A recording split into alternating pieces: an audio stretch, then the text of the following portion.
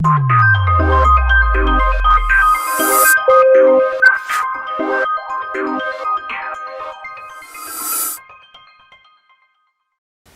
आइए आज हम लोग शुरुआत कर रहे हैं हमारा कक्षा 10वीं रसायन शास्त्र का पहला अध्याय, जिसका नाम है रासायनिक अभिक्रियाएं।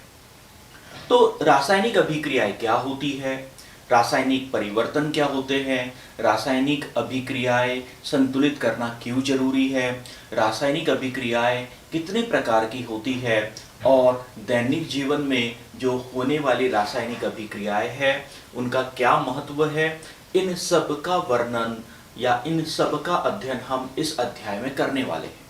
किंतु हम इसके पहले कि कक्षा 10वीं का पहला अध्याय का अध्ययन करें, उसके पहले बहुत ही संक्षिप्त में कक्षा 9वीं, जी हाँ, कक्षा 9वीं जो है, कक्षा 9वीं की कुछ महत्वपूर्ण जो बिंदु है उनका हमें क्या करना है, उनका हमें रिवीजन करना है। क्यों? क्योंकि कक्षा 10वीं जो है आप सभी जानते हैं यह बोर्ड परीक्षा है। बोर्ड परीक्षाओं का स्तर लोकल परीक्षाओं के स्तर से काफी उच्च होता है और हम सभी की यही इच्छा होती है कि कक्षा 10वीं में आप जो है वह अधिक से अधिक जो है वह अंकों के साथ में उत्तीर्ण हो। इसके साथ साथ कक्षा 10वीं का जो सिलेबस है वह इसलिए भी महत्वपूर्ण है क्योंकि कक्षा 10वीं के ही आधार पर NTSE, जी हाँ, नेशनल टैलेंट सर्च एग्जामिनेशन, जो कि मानव संसाधन मंत्रालय भारत सरकार के माध्यम से कराया जाता है, वह भी होता है, जिसकी पात्रता कक्षा 10वीं के ही छात्र छात्राएं होते हैं। तो जो भी आप अध्ययन करें वह इतने विस्तार पूर्वक अध्ययन करें कि उस अध्ययन के माध्यम से आप NTSC जो कॉम्पिटिटिव एग्जाम है, जो परीक्षा है, वह भी आप उत्तीर्ण कर सके। किंतु यह परीक्षा को उत्तीर्ण करने या कक्षा 10वीं के बोर्ड परीक्षा में अच्छे अंक हासिल करने के लिए केवल कक्षा 10वीं का ही अध्ययन जरूरी नहीं होता है। कहीं ना कहीं किसी न किसी स्तर पर इसका जो आधार है वह कक्षा 9वीं का भी होता है। तो यहाँ पर हम कक्षा 9वीं के सिलेबस को पूरा विस्तार से तो अध्ययन नहीं कर सकते हैं, किंतु इस अध्याय से जुड़े हुए कुछ मुख्य बिंदु जिनका आधार कहीं ना कहीं हमारे कक्षा 9वीं में छुपा हुआ है, उसको बहुत ही संक्षिप्त में यहाँ पर हम लोग आज पहले देखेंगे। तो कक्षा 9वीं में हम लोगों ने पढ़ा था कि हमारे चारों तरफ पाए जाने वाले जितनी भी चीजें हैं उन सब को हम क्या कहते हैं, पदार्थ कहते हैं। तो जो पदार्थ की जो सबसे पहली जो कॉन्सेप्ट जो हम लोगों ने कक्षा 9वीं में पढ़ी थी वह यह थी कि पदार्थ क्या है, ऐसी कोई भी वस्तु जिसका आयतन होता है, ऐसी कोई भी वस्तु जिसका क्या होता है, जिसका आयतन होता है तथा जो जिसका भार होता है, उसे हम क्या कहते हैं, उसे हम लोग पदार्थ कहते हैं, है ना। ऐसी कोई भी वस्तु जिसका आयतन होता है एवं जिसका भार होता है, यानी जो जगह घेरती है और जिसका वजन होता है, उसे हम क्या कहते हैं, उसे हम पदार्थ कहते हैं। फिर हम लोगों ने वहां पर यह भी देखा था कि जो पदार्थ है उनकी 3 अवस्थाएं होती है, उनकी 3 मुख्य अवस्थाएं होती है। हालांकि वहां पर हम लोगों ने इन 3 के अलावा 2 और अवस्थाओं का अध्ययन किया था, जिसका नाम था क्या था, जिसका नाम था प्लाज्मा और BCA, बोस आइंस्टीन कंडेंसेट, है ना। तो इस तरीके से वहां पर हम लोगों ने 3 + 2 अवस्थाओं का अध्ययन किया था। और यह जो 3 जो मुख्य अवस्था है, यह 3 मुख्य अवस्था है ठोस, द्रव तथा गैस, है ना। यह पदार्थ की 3 मुख्य अवस्थाएं होती है। फिर हम लोगों ने यह भी अध्ययन किया था कि जो ठोस होते हैं वह ठोस क्यों है, क्योंकि प्रत्येक पदार्थ, जी हाँ, प्रत्येक पदार्थ जो है वह छोटे छोटे कणों से मिलकर बना हुआ होता है। और हमने यह समझा था कि जो ठोस होते हैं, ठोस में जो कण है वह एक दूसरे से अत्यधिक नजदीक होते हैं, जिसके कारण से वह कैसे होते हैं, वह ठोस होते हैं। और जब यह कण एक दूसरे से अत्यधिक नजदीक होते हैं, अत्यधिक पास होते हैं, तब क्या होता है कि इनके बीच की जो दूरी है वह नगण्य होती है, इनके बीच की जो दूरी होती है वह अत्यधिक कम होती है, तथा इनके बीच में लगने वाला जो आकर्षण बल है, जिसे अंतर आणविक आकर्षण बल कहते हैं, वह उच्च होता है। वहीं पर हम लोगों ने द्रव में समझा था, क्या समझा था द्रव में, कि द्रव में ठोस की तुलना में कण जो है परस्पर थोड़ी दूरी पर रहते हैं, और इनके बीच का जो अंतर आणविक आकर्षण बल है वह क्या होता है, वह ठोस की तुलना में थोड़ा सा कम या कमजोर होता है। वहीं पर जब हम लोगों ने गैसीय अवस्था का अध्ययन किया था, तब हमने समझा था कि जो गैसीय अवस्था होते हैं, इसमें जो कण होते हैं वह एक दूसरे से अत्यधिक दूरी पर, अधिकतम दूरी पर होते हैं, तथा इनके मध्य में जो आकर्षण बल होता है वह क्या होता है, वह अनुपस्थित होता है या अत्यधिक नगण्य होता है। इस आधार पर किसी भी पदार्थ की सामान्य तापमान एवं दाब पर 3 अवस्थाएं होती है। फिर हम लोगों ने यह भी अध्ययन किया था कि जो कण है, हम लोगों ने यह भी अध्ययन किया था कि जो कण है, इन्हीं कण को जो है परमाणु कहा जाता है, इन्हीं कणों को हम परमाणु कहते हैं। और परमाणु का जब हमने अध्ययन किया था तो यह समझा था कि प्रत्येक पदार्थ क्या है, छोटे छोटे कणों से मिलकर बना है, और यह जो अविभाज्य कण है, इन अविभाज्य कणों को ही हम लोग परमाणु कहते हैं।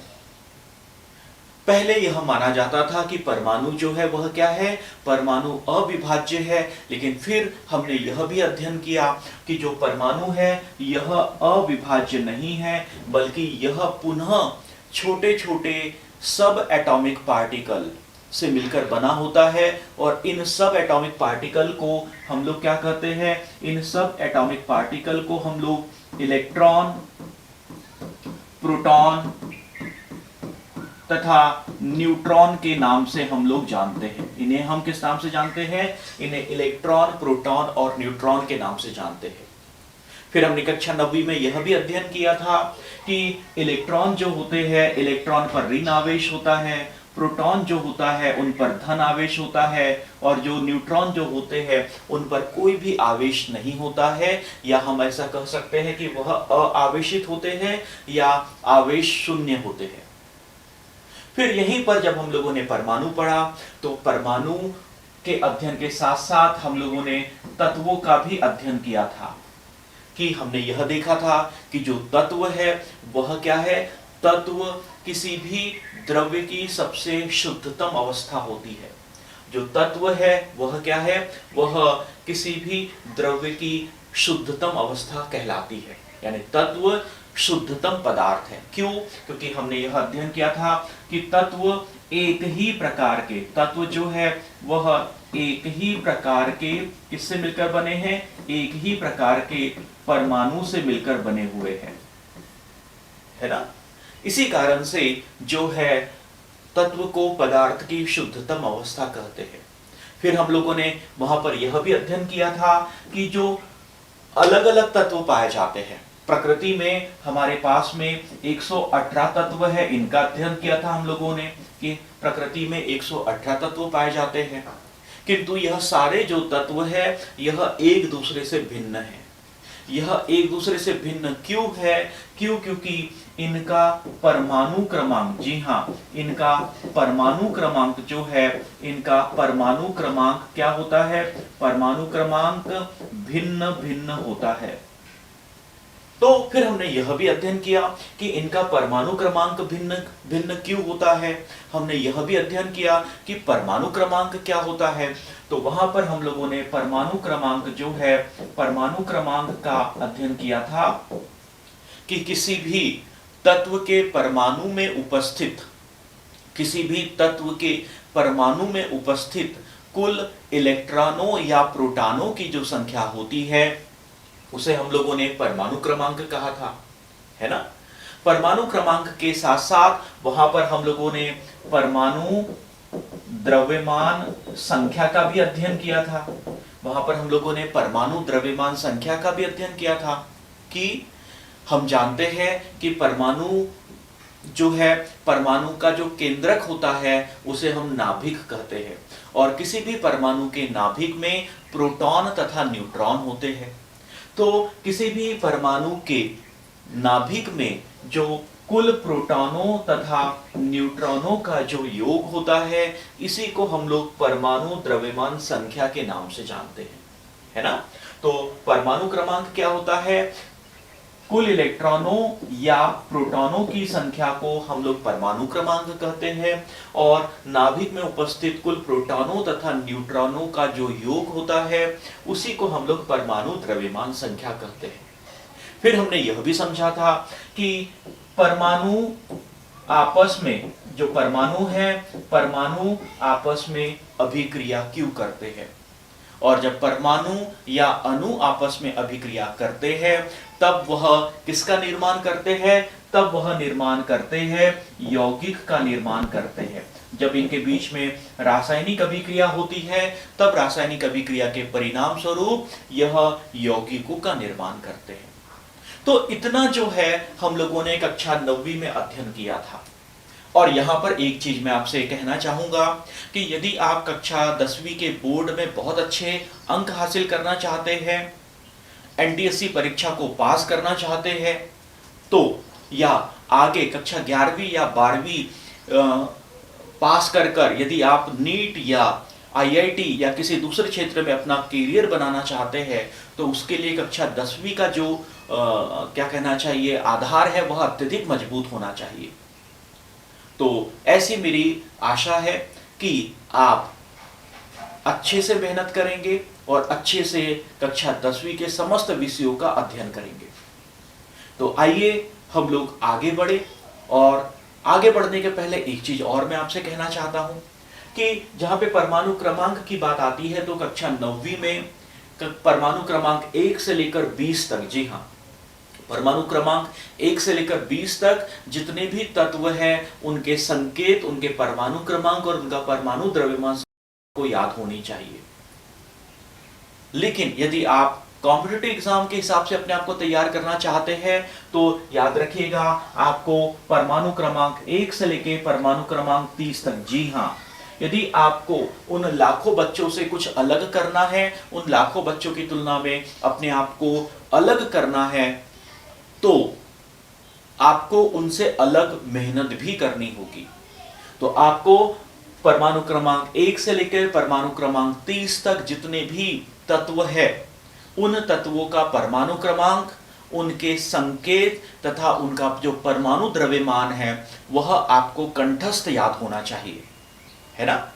तो हम लोग आवर्त तालिका का जो अध्याय है उसमें इन्हें याद करना तो सीखेंगे, लेकिन उसके पहले मैं चाहता हूं कि आप भी अपने स्तर पर परमाणु क्रमांक 1 से लेकर परमाणु क्रमांक 30 तक जो है उसका जो है आप उसको याद कर लीजिए, है ना।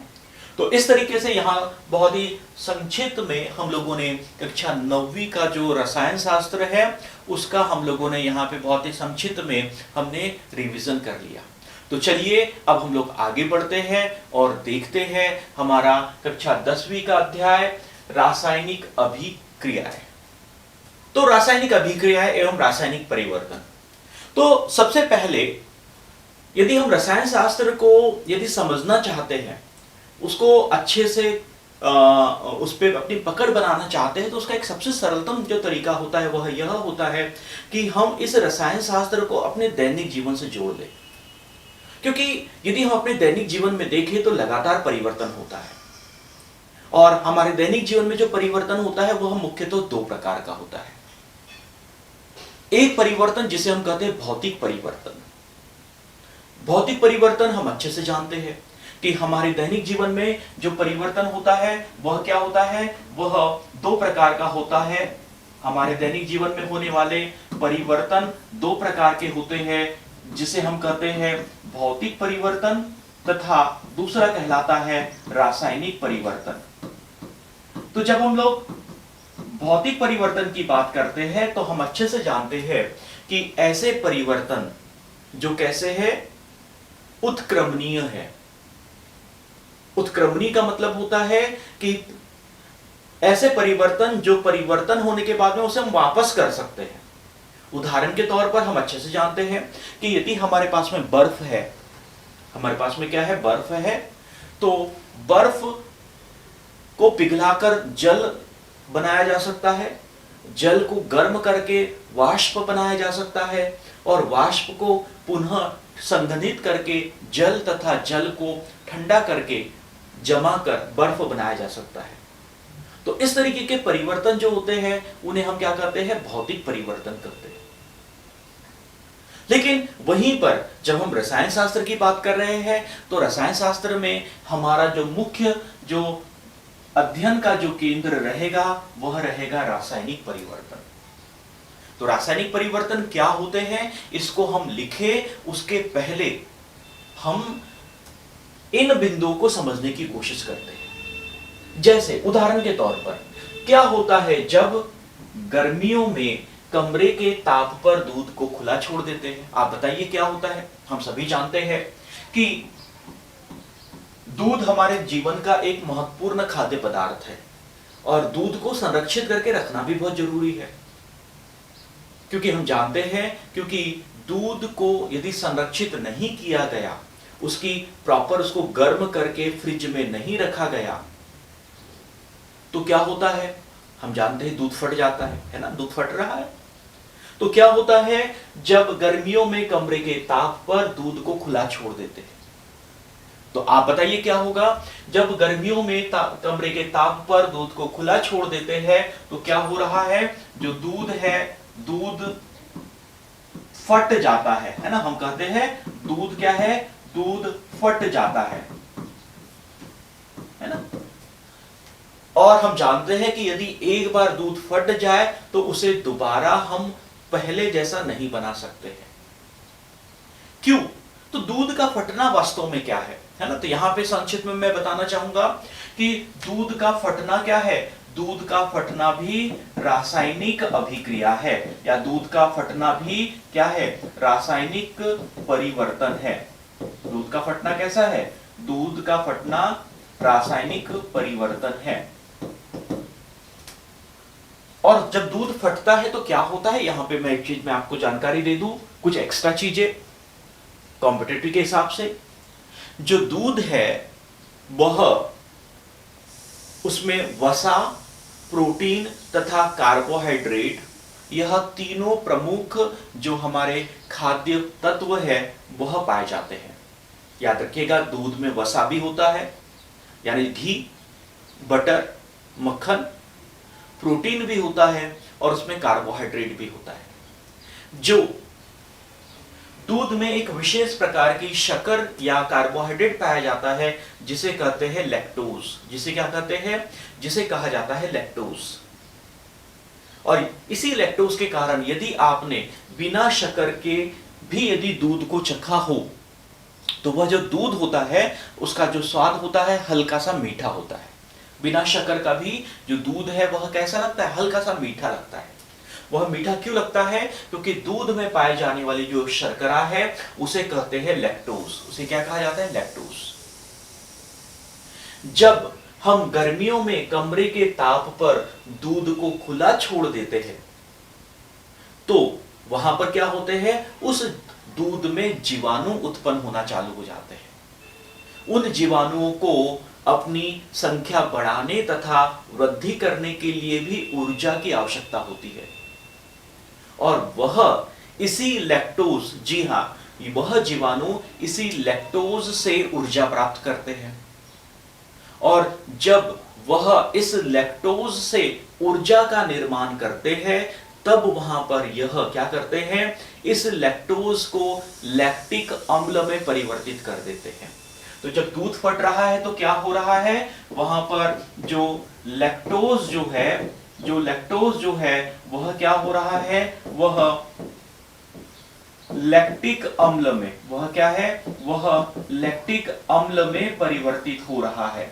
और इसी लैक्टिक अम्ल के निर्माण के कारण दूध फट जाता है, या यदि हम कहें कि दूध जब फटता है तो वह दही जैसा बन जाता है, उसमें खट्टापन आना चालू हो जाता है। यह दही का बनना भी एक रासायनिक परिवर्तन है, और दही भी स्वाद में थोड़ा सा खट्टा होता है। क्यों? क्योंकि वहां पर लैक्टिक एसिड का निर्माण होता है। और यह जो परिवर्तन है, यह अनुत्क्रमणीय परिवर्तन है। अर्थात एक बार लैक्टोज से लैक्टिक अम्ल बन जाए तो लैक्टिक अम्ल से पुनः लैक्टोज नहीं बनेगा। तो यही होता है क्या, रासायनिक परिवर्तन, कि जब दूध फट जाता है, यदि हमने उसे फ्रिज में रखना भूल गए तो क्या होगा, दूध फट जाएगा। दूध का फटना मुख्यतः क्या है, रासायनिक परिवर्तन है। कैसा रासायनिक परिवर्तन है, लैक्टोज, क्योंकि वहां पर जो दूध में पाए जाने वाली जो शर्करा है वह लैक्टिक अम्ल में परिवर्तित हो जाती है जीवाणुओं के कारण, और इसी को हम क्या कह रहे हैं, रासायनिक परिवर्तन कह रहे हैं। दूसरा बिंदु, यदि हम लोहे की छड़ को, जी हां, लोहे को नम वायु में छोड़ दे। हम सभी जानते हैं हमारे दैनिक जीवन में लोहे का इस्तेमाल होता ही है। हमारे घरों के आंगन में कोई ना कोई लोहे की वस्तु या चीज आपने देखी होगी। यदि खासकर मुख्यतः बरसात के दिनों में आपने देखा होगा कि जो लोहा होता है, लोहे पर जंग लग जाती है। तो क्या हो रहा है कि जब हम लोहे को नम वायु में खुला छोड़ देते हैं तो क्या होता है, लोहे पर जंग लगना चालू हो जाता है। तो क्या होगा, वहां पर जो लोहा है, लोहे पर क्या होगा, लोहे पर जंग लग जाएगी। और लोहे का जो जंग लगना है, यह भी कैसा है, यह भी रासायनिक परिवर्तन है ना। वहीं पर अंगूर का किण्वन, जी हां, आपने देखा होगा अंगूर स्वाद में मीठे होते हैं, लेकिन यदि हम अंगूर जो है, उन अंगूरों को खुला छोड़ दे, उनकी देखभाल न कर सके, तो आपने देखा होगा कि उनका जो स्वाद होता है वह हल्का सा खट्टा होना चालू हो जाएगा, और उसमें से एक अलग सी एक महक आना चालू हो जाएगी। तो वह क्या है, वह भी रासायनिक परिवर्तन है। जी हां, जो अंगूर का जो किण्वन है वह भी रासायनिक परिवर्तन है। क्यों? क्योंकि वहां पर भी अंगूर में पाए जाने वाली जो शर्करा है, उस शर्करा का अपघटन हो रहा है ना। तो इस तरीके से अंगूर का किण्वन जो है वह भी क्या है, रासायनिक परिवर्तन है। भोजन का पकाया जाना, जी हां, हम जानते हैं कि कुछ ऐसे खाद्य पदार्थ हैं जिन्हें हम कच्चा खा सकते हैं, और कुछ ऐसे खाद्य पदार्थ हैं जिन्हें हम कच्चा नहीं खा सकते। उन्हें पकाकर ही खाना चाहिए। यदि हम उन्हें पकाकर खाते हैं तो वह सुपाच्य होते हैं, उन्हें हम आसानी से उनका पाचन कर सकते हैं। क्यों? क्योंकि जब हम भोजन को पकाते हैं तो ताप के कारण उन भोज्य पदार्थों में पाए जाने वाले जो गरिष्ठ, उन भोज्य पदार्थों में पाए जाने वाले जो कॉम्प्लेक्स खाद्य पदार्थ होते हैं, उनका विघटन हो जाता है, और वह छोटे छोटे सरल खाद्य पदार्थों में परिवर्तित हो जाते हैं। और उन सरल खाद्य पदार्थों को हम क्या कर सकते हैं, हम आसानी से उनका पाचन कर सकते हैं। तो यहां पर भोजन का पकाया जाना भी, जी हां, भोजन का पकाया जाना भी क्या है, भोजन का पकाया जाना भी एक प्रकार से रासायनिक परिवर्तन है। और हम जानते हैं कि एक बार भोजन को यदि हम पका ले तो उसे हम पहले जैसा नहीं कर सकते। तो इस तरीके से भोजन का पकाया जाना जो है वह भी रासायनिक परिवर्तन है। और साथ में भोजन का पाचन, जी हां, जो भोजन है, भोजन का पाचन भी रासायनिक परिवर्तन है। क्योंकि हम जब भोजन को खाते हैं तो भोजन को खाने के बाद में उसमें पाए जाने वाले खाद्य पदार्थ या खाद्य जो अणु है वह वृहत होते हैं, बड़े होते हैं, कॉम्प्लेक्स होते हैं। उन्हें वैसे का वैसा हमारा जो शरीर है वह अवशोषित नहीं कर सकता। तो हमारे आहार नली में पाए जाने वाले जो एंजाइम होते हैं, जो रसायन होते हैं, वह क्या करते हैं, वह इन भोजन के बड़े खाद्य पदार्थों को या तत्वों को या अणुओं को छोटे छोटे भाग में तोड़ते हैं रासायनिक क्रिया के फलस्वरूप, और उनको हम आसानी से फिर क्या कर सकते हैं, उनको पाचन कर सकते हैं या उनका अवशोषण कर सकते हैं। तो इस तरीके से जो है हमें याद रखना है कि यह सब जो है रासायनिक परिवर्तन है।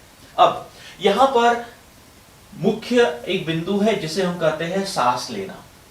जी हाँ, याद रखना कि जो श्वसन है, यह जो श्वसन है, यह श्वसन भी रासायनिक परिवर्तन है, यह हमें याद रखना है। यह जो श्वसन है यह भी रासायनिक परिवर्तन है।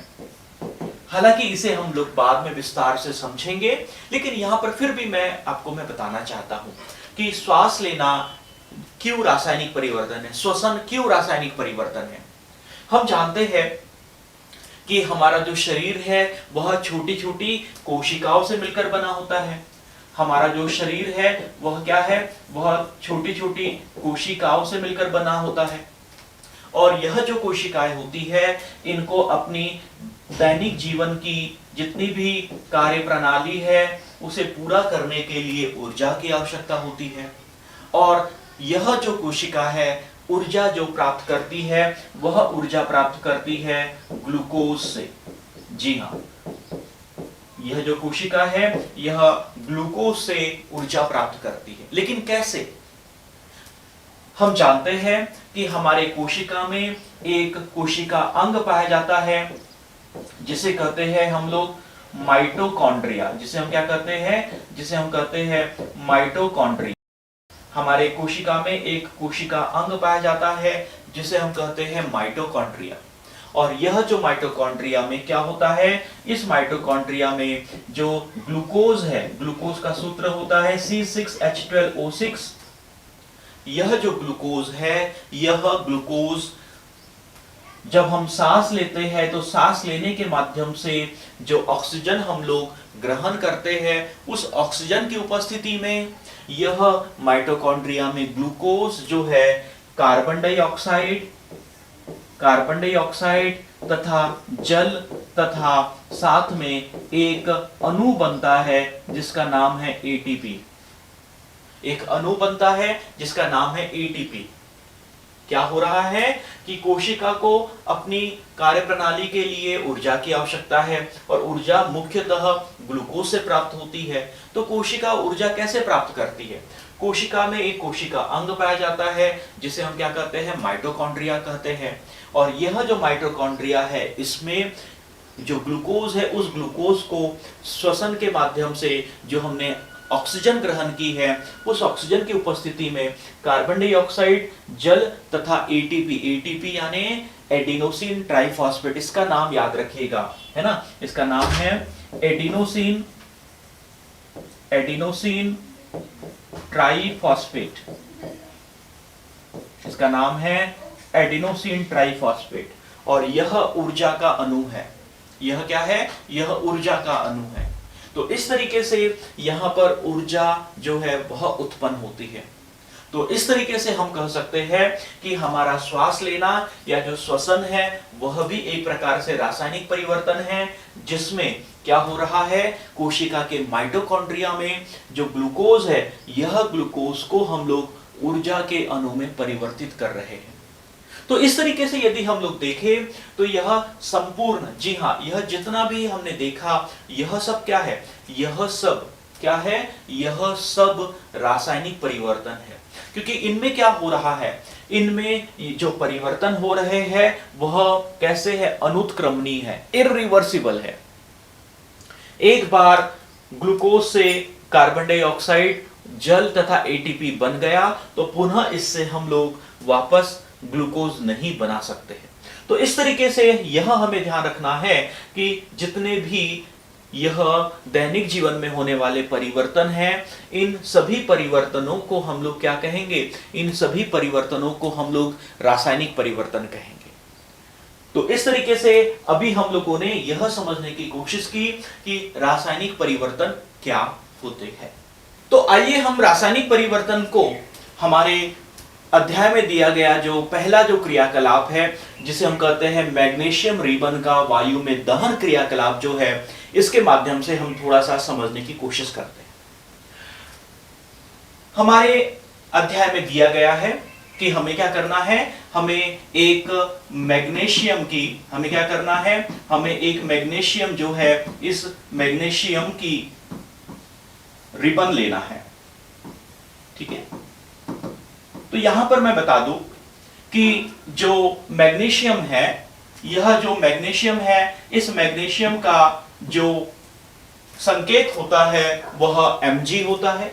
यह जो मैग्नीशियम है, इसका जो परमाणु क्रमांक होता है वह 12 होता है। मैग्नीशियम जो है यह क्या है, यह एक धातु होती है। और यह साथ में हमें यह भी याद रखना है कि यह जो धातु है, एक प्रकार से हम कहें तो यह ज्वलनशील भी होती है ना। क्या क्या बात याद रखना है हमें कि जो मैग्नीशियम है उसका जो संकेत होता है Mg होता है, उसका परमाणु क्रमांक 12 होता है, यह एक धातु है तथा साथ में यह ज्वलनशील भी है। चूंकि यह धातु है तो इसे हम लोग विभिन्न रूपों में ढाल सकते हैं।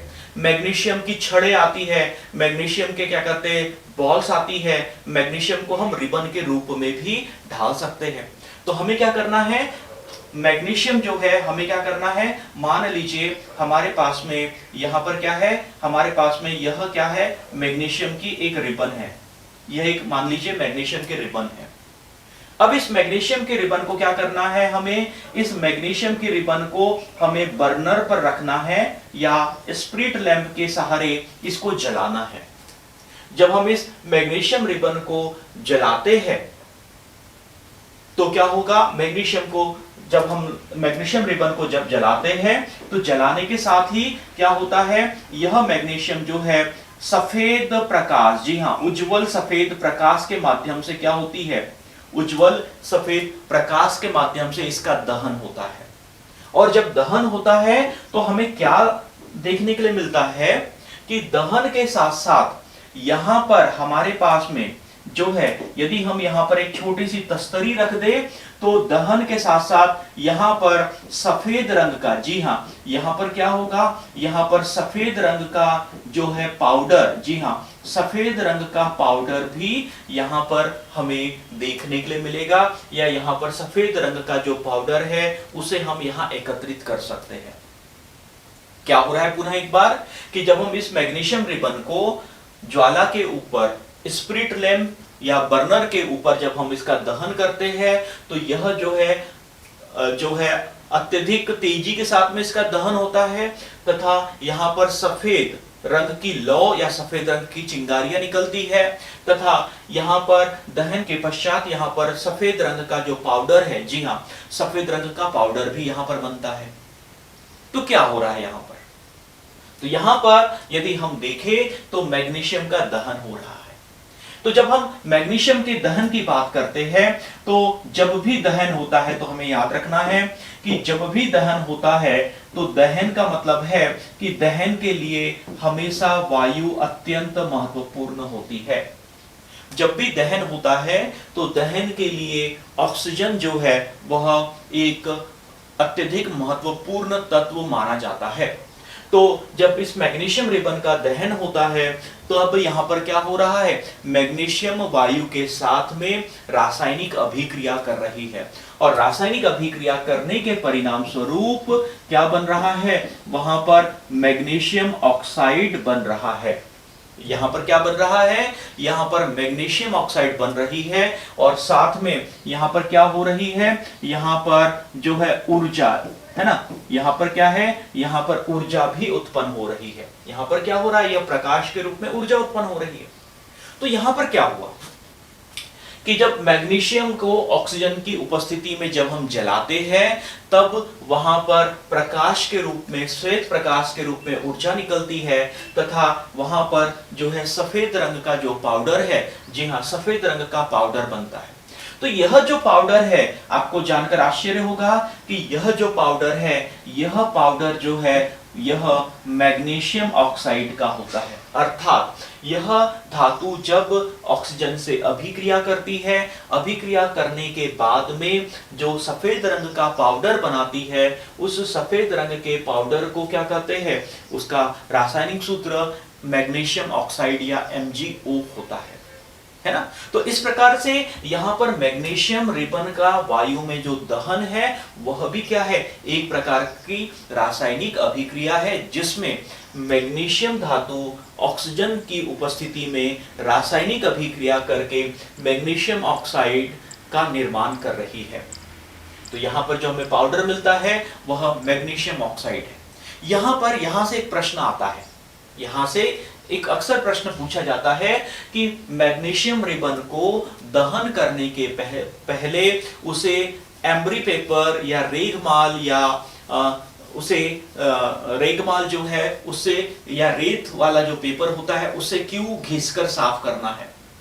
मान लीजिए हमारे पास में मैग्नीशियम है, उस मैग्नीशियम को दहन करने के पहले क्या करना है, हमें उसे थोड़ा सा एम्बरी पेपर से घसना है। क्यों जरूरी है, तो उसको हम लोग समझते हैं। उसे हम ऐसा लिख सकते हैं कि मैग्नीशियम एक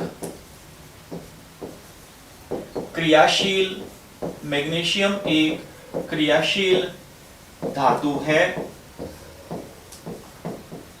मैग्नीशियम एक क्रियाशील धातु है। सामान्यतः यह वायु से अभिक्रिया कर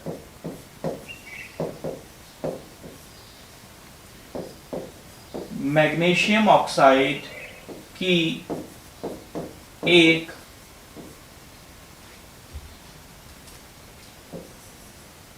निष्क्रिय परत का निर्माण करती है, जो कि इसके दहन में रुकावट पैदा करती है। अतः दहन पूर्व इसे रेगमाल से साफ करना चाहिए, है ना। तो अभी हमने देखा कि मैग्नीशियम जो है वह क्या है, वह क्रियाशील धातु है। साधारणतः भी यदि हम उसका दहन न भी करें, उसे वैसे ही यदि हम खुले में छोड़ दें तो धीरे धीरे अत्यंत धीमे धीमे क्या होगी, वह वायुमंडल में उपस्थित जो ऑक्सीजन है उस ऑक्सीजन के साथ में धीमे धीमे वह अभिक्रिया करेगी और अभिक्रिया करके क्या करेगी, वह मैग्नीशियम ऑक्साइड की एक पतली सी परत बना लेगी और यह पतली सी परत उसी धातु के ऊपर चढ़ जाएगी और उस धातु के ऊपर जो मैग्नीशियम ऑक्साइड की पतली परत है वह कैसी होती है, वह निष्क्रिय होती है, वह अक्रियाशील होती है, जो कि दहन में रुकावट पैदा करती है।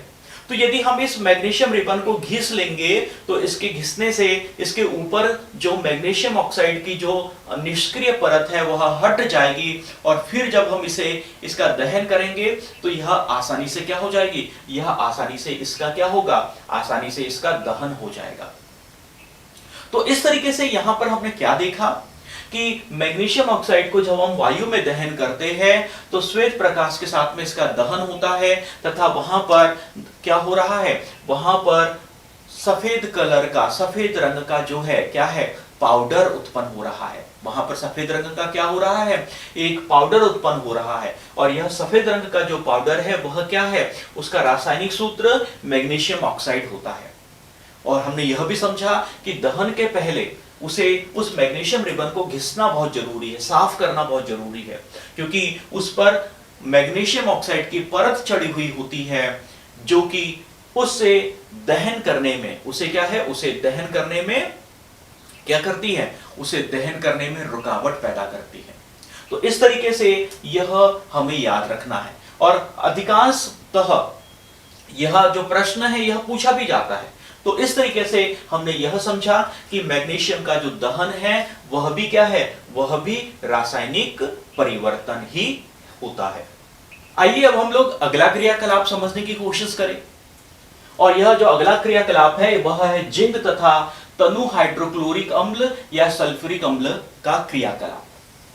तो इस क्रियाकलाप में जिंक, जी हां, जिंक जो है, इस जिंक का जो सूत्र होता है, मतलब संकेत जो होता है वह क्या होता है, वह Zn होता है तथा इसका जो एटॉमिक नंबर होता है, परमाणु क्रमांक होता है, वह 30 होता है। यह जो जिंक है यह क्या है, यह भी धातु है तथा यह भी क्रियाशील धातु है। यह भी क्या है, यह भी क्रियाशील धातु होती है। तो जब हम लोग इस जिंक को क्या करते हैं, जब हम इस जिंक को मान लीजिए एक हम क्या करें, एक इस तरीके से कोनिकल फ्लास्क ले। हमने क्या किया, हमने यहां पर कोनिकल फ्लास्क लिया। इस कोनिकल फ्लास्क में हमने क्या किया, कोनिकल फ्लास्क में यहां पर जो जिंक है, जिंक धातु के जो टुकड़े या जिंक धातु का जो पाउडर है वह हमने ले लिया है।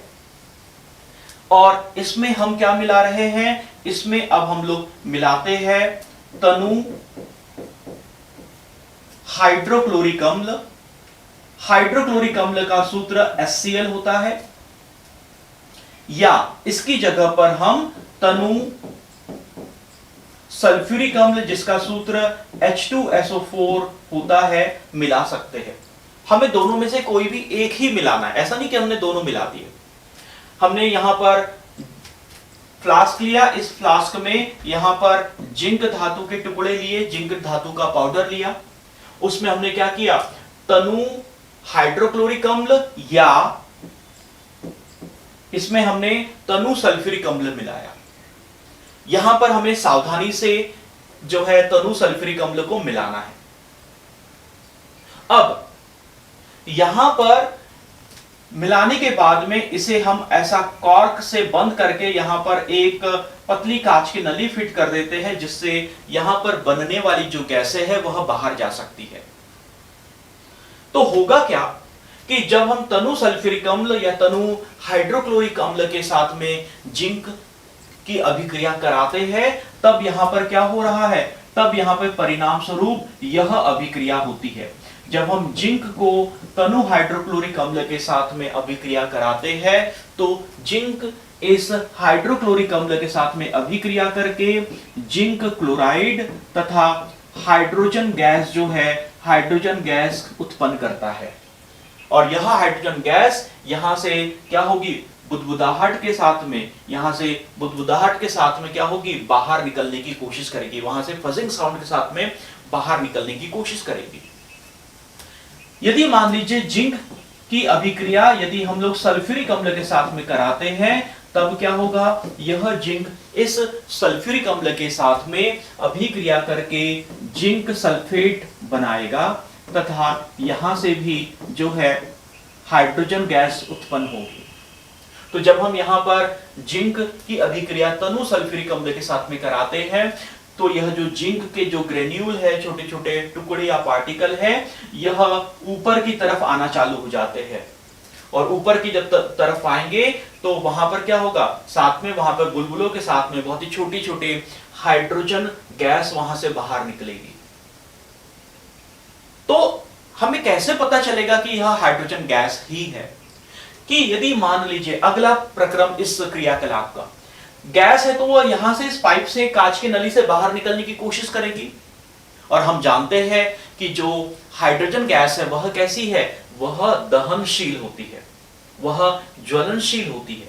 तो यदि इस कांच के पाइप के ऊपर या कांच के नली के ऊपर यदि हम क्या करें, हम क्या रखने की कोशिश करें, हम वहां पर माचिस रखने की कोशिश करें, तो क्या होगा, वहां पर ज्वाला उत्पन्न होगी। इस तरीके से इससे हमें पता चल जाएगा कि यह जो उत्पन्न जो गैस है वह क्या है, वह हाइड्रोजन गैस ही है। तो यहां पर क्या हो रहा है, यहां पर हो रहा है कि यह जो जिंक है, इस जिंक की अभिक्रिया तनु सल्फ्यूरिक अम्ल या हाइड्रोक्लोरिक अम्ल के साथ में जब कराते हैं तब वहां पर गैस बाहर निकल रही है। यहां पर क्या है, इन दोनों ही अभिक्रियाओं में गैस का उत्सर्जन हो रहा है, और गैस का उत्सर्जन हो रहा है इसीलिए अभिक्रिया में हमने यह तीर का निशान ऊपर की तरफ लगाया है, जिससे यह पता चलता है कि अभिक्रिया में गैस जो है बाहर निकल रही है। तो यहां पर हमें यह याद रखना है कि यह भी एक प्रकार का रासायनिक परिवर्तन है। यहां पर जिंक ने जब HCl और H2SO4 के साथ में अभिक्रिया की तब जिंक क्लोराइड और जिंक सल्फेट बनाया तथा हाइड्रोजन गैस उत्पन्न की। यहां पर कॉम्पिटिटिव के हिसाब से कुछ महत्वपूर्ण बातें जो कि आप अलग से नोट कर सकते हैं। यहां पर जो HCl है, यह जो HCl है इसे हम क्या कहते हैं, यह कहलाता है हाइड्रोजन क्लोराइड गैस, है ना। इसे हम क्या कहते हैं, यह हाइड्रोजन क्लोराइड गैस है। जी हां, जो HCl होती है यह मुख्यतः गैस होती है। जब इस HCl गैस को, और यह जो है जल में घुलनशील होती है, यह जो HCl गैस जो है यह जल में क्या है, यह जल में घुलनशील है, और जब यह जल में घुल जाती है तब HCl गैस के जलीय विलयन को हम लोग क्या करते हैं, तब हम इसे हाइड्रोक्लोरिक अम्ल के नाम से जानते हैं। याद रखिएगा, HCl का नाम है हाइड्रोजन क्लोराइड गैस। जी हाँ, यह गैसीय अवस्था में पाई जाती है, किंतु यह जल में घुलनशील होती है, और जब यह जल में घुलती है तब हम इसे कहते हैं क्या, इसे कहते हैं हाइड्रोक्लोरिक अम्ल। इसी तरीके से यदि हम सल्फ्यूरिक अम्ल की बात करें तो जो H2SO4 है, यह H2SO4 को हम लोग सल्फ्यूरिक अम्ल कहते हैं। और याद रखिएगा, यह H2SO4 को किंग ऑफ केमिकल के नाम से जाना जाता है, किंग ऑफ केमिकल्स। जी हां, यह क्या है, यह किंग ऑफ केमिकल्स के नाम से जाना जाता है। जितने भी रसायन है, रसायनों का राजा माना जाता है। इससे याद रखना है हमें कि यह जो H2SO4 है यह सबसे प्रबल अम्ल है। जी हां, यह सबसे प्रबल अम्ल होता है। जी हां, यह सबसे प्रबल अम्ल होता है। और एक और अम्ल होता है जिसे हम कहते हैं HNO3, जिसे हम क्या कहते हैं, जिसे कहते हैं नाइट्रिक अम्ल। इसका नाम क्या है, इसे हम कहते हैं नाइट्रिक अम्ल। इसका नाम है नाइट्रिक अम्ल, इसका नाम है नाइट्रिक अम्ल। जी हां, और एक और महत्वपूर्ण बात कॉम्पिटिटिव के हिसाब से कि हाइड्रोक्लोरिक अम्ल, सल्फ्यूरिक अम्ल तथा नाइट्रिक अम्ल, इन तीनों अम्लों को, जी हां, इन तीनों अम्लों को हम क्या कहते हैं, इन तीनों अम्लों को हम लोग जो है खनिज अम्ल के नाम से जानते हैं। इन्हें हम जो है खनिज अम्ल के नाम से जानते हैं। इन तीनों अम्लों को हम लोग मिनरल एसिड के नाम से जानते हैं या खनिज अम्ल के नाम से जानते हैं। तो इस तरीके से यहां पर अभी हम लोगों ने देखा कि जब जिंक की अभिक्रिया जब हम लोग हाइड्रोक्लोरिक अम्ल या सल्फ्यूरिक अम्ल से कराते हैं तब यहां पर जो है हाइड्रोजन गैस उत्पन्न होती है। तो यहां पर हाइड्रोजन गैस की उत्पत्ति से भी हम यह पता लगा सकते हैं कि यहां पर भी कोई ना कोई रासायनिक परिवर्तन जरूर हो रहा है। तो अभी हमने जिंक, सल्फ्यूरिक अम्ल तथा मैग्नीशियम रिबन का क्रियाकलाप देखा। लेकिन इन दोनों क्रियाकलाप के मध्य में एक और क्रियाकलाप है, 1.2 क्रियाकलाप, और इस 1.2 क्रियाकलाप में एक क्रियाकलाप है, और वह जो क्रियाकलाप है वह किसका है, वह है लेड नाइट्रेट। जी हां, वह जो क्रियाकलाप है वह किसका है, वह लेड नाइट्रेट, वह लेड नाइट्रेट और पोटेशियम आयोडाइड, वह किसका, लेड नाइट्रेट और पोटेशियम आयोडाइड का क्रियाकलाप है। तो यह क्रियाकलाप क्या है कि हमारे पास में मान लीजिए 2 परख नली है, हमारे पास में 2 परख नली है, और इन 2 परख नलियों में एक में हमने लेड नाइट्रेट का घोल लिया है, दूसरे में पोटेशियम आयोडाइड का घोल लिया है, हमने एक में क्या किया है, लेड नाइट्रेट का घोल लिया है, और एक में हमने पोटेशियम आयोडाइड का घोल लिया है। यह जो दोनों जो परखनलियों में जो तरल है, जो घोल है, वह रंगहीन है, किंतु जैसे ही हम इन दोनों को आपस में मिलाते हैं, जैसे ही इन दोनों को यदि हम आपस में मिलाते हैं, तो दोनों के आपस में मिलाते से ही हम देखते हैं कि इस परखनली का जो रंग है वह क्या हो गया, यह जो परखनली का जो रंग है वह पीला हो गया। यह जो परखनली जो है, इस परखनली का जो रंग है क्या हो गया, इस परखनली का रंग पीला हो गया। इसमें क्या हुआ, पीले रंग का एक अघुलनशील पदार्थ बनना चालू हो गया, और यह इस परखनली के तलहटी में क्या हो गया, जाकर जमा हो गया। तो यहां पर क्या हुआ कि जब लेड नाइट्रेट ने पोटेशियम आयोडाइड के साथ में अभिक्रिया की, तब परिणाम स्वरूप यहां पर क्या हुआ, तब यहां पर परिणाम स्वरूप लेड आयोडाइड तथा पोटेशियम, लेड आयोडाइड तथा पोटेशियम नाइट्रेट का निर्माण हुआ। और यह जो पीला रंग यहां पर बना, यह जो पीला रंग है वह लेड आयोडाइड के कारण बना। यह जो पीला रंग है, यह पीला रंग किसके कारण बना, यह पीला रंग लेड आयोडाइड के कारण बना। तो यहां पर हमने क्या देखा कि यहां पर रासायनिक अभिक्रिया हो रही है, और कैसे हमें पता चल रहा है, तो यहां पर रासायनिक अभिक्रिया हो रही है वह हमें पता चला इस पीले रंग के अवक्षेप से, इस पीले रंग के अवक्षेप से। जी हां, इस पीले रंग के अवक्षेप से। तो यहां पर इन तीनों क्रियाकलापों में हमने क्या देखा, इन तीनों क्रियाकलापों में हम लोगों ने देखा कि रासायनिक अभिक्रियाएं हो रही है। और यह जो रासायनिक अभिक्रिया हो रही है, यह हमें पता कैसे चलेगा कि यहां पे रासायनिक अभिक्रिया हो रही है। तो रासायनिक अभिक्रिया हो रही है, इसका पता लगाने के कुछ लक्षण हैं। याद रखिएगा, जब भी कहीं पर भी रासायनिक अभिक्रिया होगी तो उस रासायनिक अभिक्रिया के कुछ लक्षण होते हैं। और यह लक्षण कौन से है, यह लक्षण है रासायनिक परिवर्तन के लक्षण। पहला जो लक्षण हमने देखा वह था अवस्था में परिवर्तन। वह क्या था, वह अवस्था में परिवर्तन, अर्थात यदि ठोस है तो वह तरल तथा द्रव में परिणत हो सकता है।